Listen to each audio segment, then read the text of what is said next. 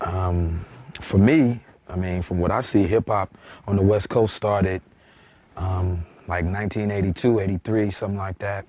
And I guess so-called gangster rap started at the same time because those were the first records that really made it out here, you know.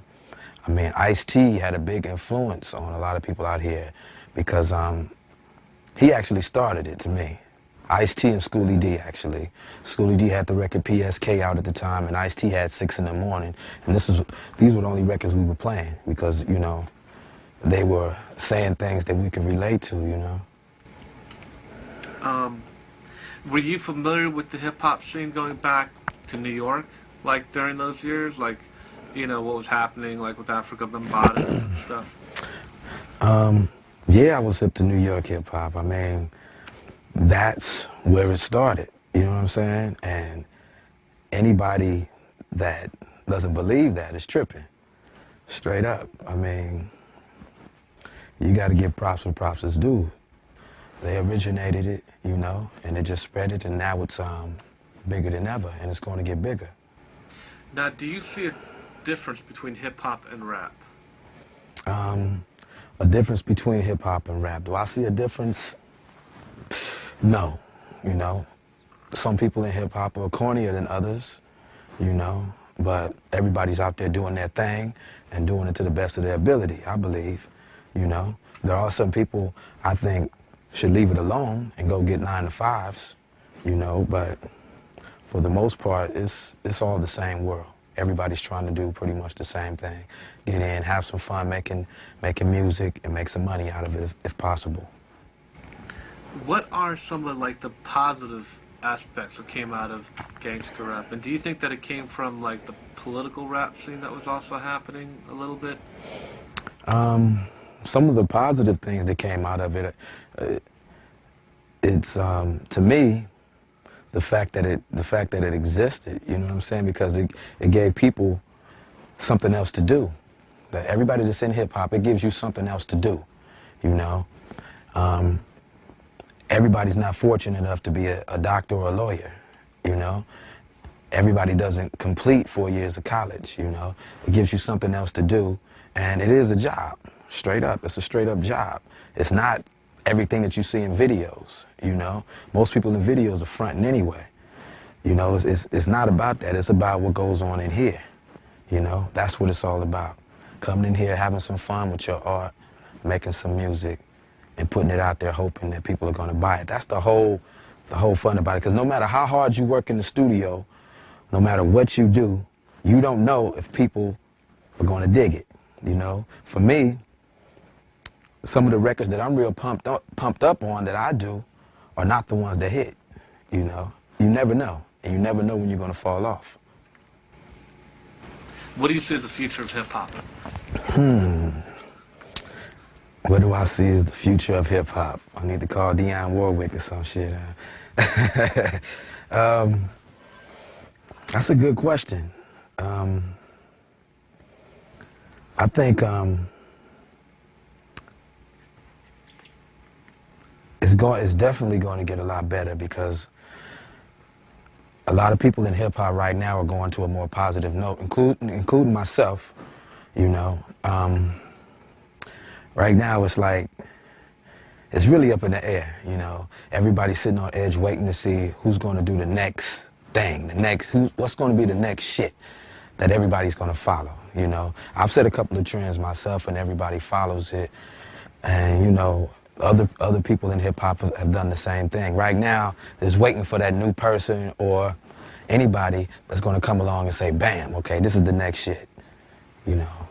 So that's what I see as the future of hip-hop, if that answered your question. I don't know. You know, well, a lot of people say, like, you know, you talk about Dionne Warwick, but a lot of people think you have a crystal ball because you've been able to... People think I have a crystal ball, huh? Oh, okay. yeah, I mean, you know, I mean, in terms of, like, knowing what trends were going to be happening, being on the forefront and cutting edge, and in a business that's so disposable, you know, where artists can come and go, what has been the secret to your longevity? The secret to my longevity, I think, is the fact that I'm a perfectionist, you know, and I listen to everybody's shit, you know. I mean, even R&B. I listen to classical music sometime. I listen to heavy metal. I just listen to everything, you know.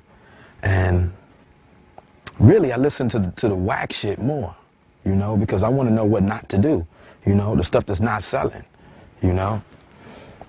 It's easy to pick up a hit record and know what people are buying, you know. I think I'm very blessed, you know. If there was somebody that was struck by luck, by God, I'm one of those people, seriously, you know, because I've had a very blessed life, straight up.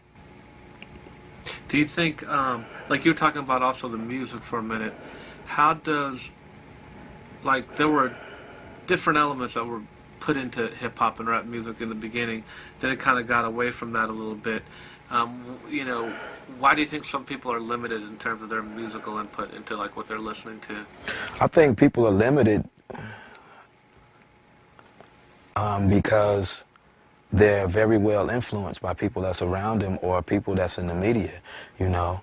You see somebody criticizing something, you're not going to do that. You know what I'm saying? I don't think like that. I'm only going to do what I like, straight up. And a lot of people have tunnel vision. Like you may see people talking about how if they get a lot of money or something like that, they're going to stay in the ghetto, they're going to stay in the projects. That means if you're staying there, you're going to allow your mother and your family to stay there also. And that's bullshit, straight up, you know. The change has to happen somewhere in your generation. You know, for my family, I'm saving money and I want my kids to start on another level. I don't want them to start in the projects. No, that means they have to build for their families. If they start at a higher level, you know, their families are going to get better. That means your generation down the line, they're going to have a foundation, you know, and I'm going to set the foundation, straight up. Now, just from what you said, you have like a long-term perspective, but, you know, to a lot of kids, they just don't have that. What do you think has to change for them to like start thinking like long-term and in the future rather than what they have to deal with on a day-to-day? What I think has to change for people as far as longevity is looking at people that have made it in the business. You know, Quincy Jones, people like that. That's my mentor right there because he started at a young age the same as I did, and he's still doing his thing and having fun with it. You know, it ain't about who has the flyest car, who has the most jewelry. You know, it ain't about that. It's about saving and preparing yourself for when your shit ain't happening no more. You know, because it's going to happen sooner or later. You know, you never know when.